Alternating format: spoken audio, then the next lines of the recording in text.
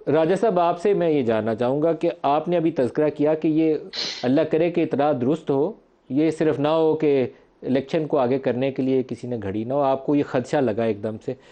अभी मैं देखता हूँ तो 17 लोगों ने इलेक्शन कमीशन के अंदर दरख्वास्त डाली हुई है। आज इस्लामाबाद हाई कोर्ट के अंदर एक दरख्वास्त आ गई है कि पहले वो जो अफ़गान जाली वोट अंदराज हुए हैं पहले वो खारिज किए जाए। कहीं से आपको लगता है कि वो खालिद मकबूल सिद्दीकी का बयान आ जाता है, परवेज़ खट्टक का बयान आ जाता है, मौलाना फजलुर रहमान का बयान आ जाता है कि अभी सिक्योरिटी ठीक नहीं है, अभी लोकल बॉडीज़ की एम्पावरमेंट नहीं हुई, अभी मेरी पार्टी नहीं है इसलिए टाइम चाहिए। लेम एक्सक्यूज़ हैं, लेकिन बहरहाल देर आर एक्सक्यूज़ जो इलेक्शन के डिले के लिए बात कर रहे हैं। आपको कहीं लगता है खदशा कि 8 से आगे जाने का कोई ऐसा हीला बहाना तराशा जा सकता है?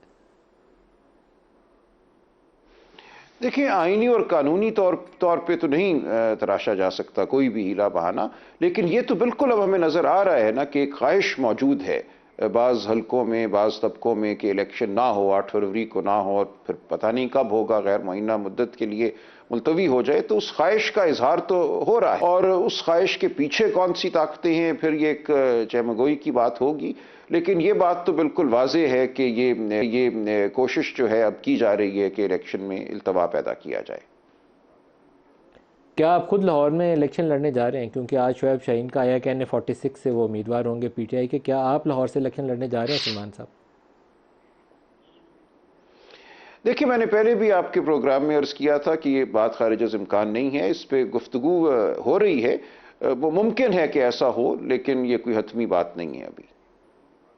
हतमी बात नहीं। फिरदौस बीबी, और मैं अर्ज कर दूं क्यों इंतखाबात ये 8 बात हो फरवरी को रही ही है, होंगे मैं ये भी या थोड़ा आगे अर्ज कर दूं। जाएंगे? जी जी, कह दीजिए, कह दीजिए।